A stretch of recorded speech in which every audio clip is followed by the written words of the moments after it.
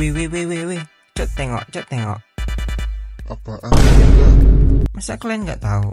Di video yang ini kan aku udah bilang, kalau video ini tembus 10 like, aku bakalan buat versi lengkapnya. Ya, semoga kalian suka lah ya. Dan tetap support channel ini supaya aku bisa semangat update-nya. Dan kalau video ini tembus 20 like, aku bakalan lanjut ceritanya. Terima kasih.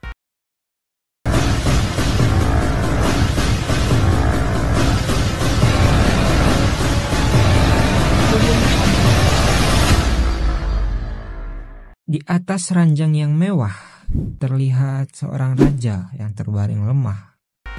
Grey namanya. Dulu, dia adalah penguasa yang ditakuti dan dihormati. Tapi, sayangnya, banyak banget orang yang menginginkan kematiannya. Kenapa tubuhku berat banget ya? Apa aku diracun ya?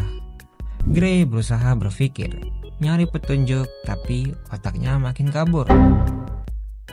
Matanya mulai berat, nafasnya makin lemah. Gimana banget cowok gua. Dan dalam sekejap semuanya gelap. Ya kayak Indonesia gelap. Yaps, benar aja. Grey akhirnya meninggoy. Dia kebangun lagi, tapi bukan di tempat yang dia kira. Anjir, ini di mana, Cok? Bukannya aku harusnya masuk surga ya? Pandangan Grey masih buram. Tapi samar-samar dia ngelihat dua sosok. Hah? Sosok? Ini skripnya gimana? Sosok hantu kah? Bukan. Samar-samar terlihat seorang pria dan wanita sedang berngobrol. Anjing, berngobrol. Maksudnya sedang berbincang. Tapi yang hanya Grey mengerti, mereka hanya menyebutku kata Arthur. Wait. Siapa Arthur? Apa benar tuh? Sepertinya akulah si Arthur itu. Aku terlahir kembali. Awalnya dia bingung, apalagi dia nggak ngerti bahasa yang mereka omongin kan. Tapi sebagai mantan raja yang otaknya dewasa dan bijak, dia tahu satu hal. Oke, sepertinya aku terlahir kembali. Mungkin ini kesempatan kedua buatku. Hari-hari berlalu. Ibunya yang bernama Alice, orangnya baik, lemah lembut, gede juga.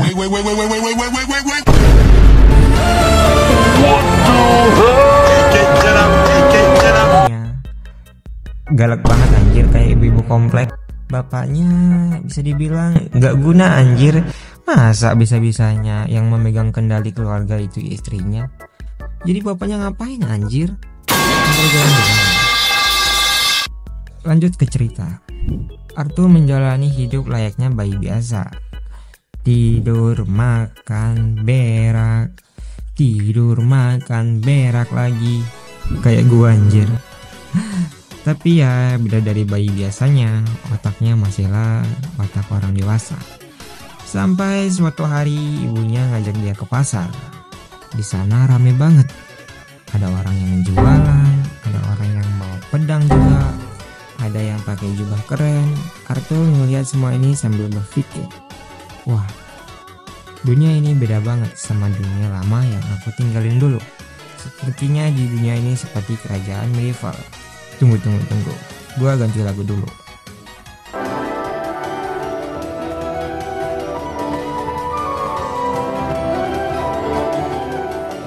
Dicari party untuk mengalahkan Wyvern. Apakah kamu please? Apakah kamu membawa healing potion?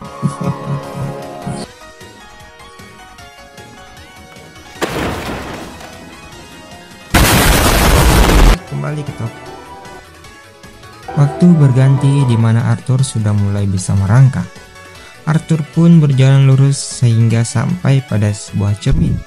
Dia pun menatap dirinya sendiri yang terpancar dari cermin itu. Meskipun aku hanya melihat bayangan dari cermin, tapi harus kuakui, gue ganteng banget coy. Ubur-ubur ikan lele, Gue ganteng banget, Le. Bersiaplah lonte-lonte di luar sana. Bersiaplah untuk gue entok. Scene berpindah saat Arthur berpura-pura untuk tidur hingga sampai ibunya pergi meninggalkannya. Yes, misi berhasil, ucapnya. Rintangan selanjutnya, aku harus menuruni tempat tidur ini. Dia pun melempar selimutnya dan lompat ke atas selimut yang dia gunakan sebagai bantalan. Dia pun diam-diam pergi keluar dari kamar. Di sana terlihat ibunya yang sedang mencuci piring. Bapaknya mana, Bang? Gue usah tanya anjing. Ya gue nggak tahu. Di komiknya nggak ada dikasih tahu soalnya. Tujuannya di depan mata. Laju lagi, Pin. Laju lagi. Dia pun berhasil merangkak dan yes, si berhasil. Yeay. Anjing, dia banget coba buat konten. Arthur melihat buku-buku yang berserakan. Dia pun mempelajari seluk-beluk dunia ini. Benua ini yang dia tinggalin sekarang bernama Dechatan. Terdiri dari kerajaan utama Elenoir, kerajaan elf yang berada di kedalaman hutan, Dwarf, kerajaan bawah tanah yang luas dan rumah para dwarf, dan terakhir Sapir, kerajaan manusia yang dengan cepat menjadi wilayah terpadat. Setelah selesai membaca tentang dunia, dia pun melihat buku tentang sihir. Di dunia lama Arthur tidak ada sihir, tetapi di sana disebut Ki, yang digunakan oleh praktisi untuk memperkuat tubuh dan senjata melalui pelatihan yang ketat. Yang dimana di dunia ini disebut mana. Namun tidak seperti Ki yang berasal dari luar tubuh, mana berasal dari sekitar kita.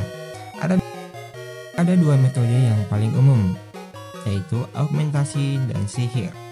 Augmentasi itu memperkuat tubuh dengan menggunakan mana, sehingga memungkinkan mereka untuk memiliki kekuatan dan pertahanan, serta ketangkasan yang sangat luar biasa. Namun, kelemahan mereka adalah jangkauannya yang terbatas. Ya, mirip-mirip Swordman lah ya. Swordman, Tanker, Paladin, dan sebagainya. Lalu yang kedua, ada penyihir yang memancarkan mana ke luar, memungkinkan mereka untuk mengatur sekelilingnya sesuai dengan keinginan mereka. Jadi kesimpulannya augmentasi itu lebih condong ke arah aku berlutut dan memegang suara tidak akan. Sedangkan sihir lebih condong ke arah Tetapi tidak kejam. Lalu Kesendirian adalah teman terbaikku. dia pun penasaran dan ingin mencobanya. Dan tidak disangka, ibunya pun langsung memergokinya. 2 tahun berlalu. Dia menghabiskan waktu 2 tahun itu untuk memindahkan serpihan kecil mana di seluruh tubuhnya, lalu mengumpulkannya ke dekat ulu hati. Di saat Arthur berkonsentrasi, dan sedikit lagi dia berhasil melakukannya. Dan tiba-tiba, rumahnya meledak. Seketika rumah yang ia tinggali meledak.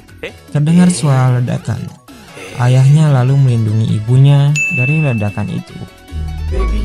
Apakah kau tidak apa-apa? Ucap ayahnya Arthur. Arthur masih di dalam. Lalu seketika dengan cepat, ayahnya pun langsung masuk menerobos puing-puing rumah itu. Dia pun terkejut, termenung dan tidak menyangka akan menyaksikan hal ini. Dan terlihat ibunya pun menyusul Arthur. Gak mungkin. Dia bahkan belum masuk 3 tahun. Tapi bagaimana dia berhasil membentuk inti mana?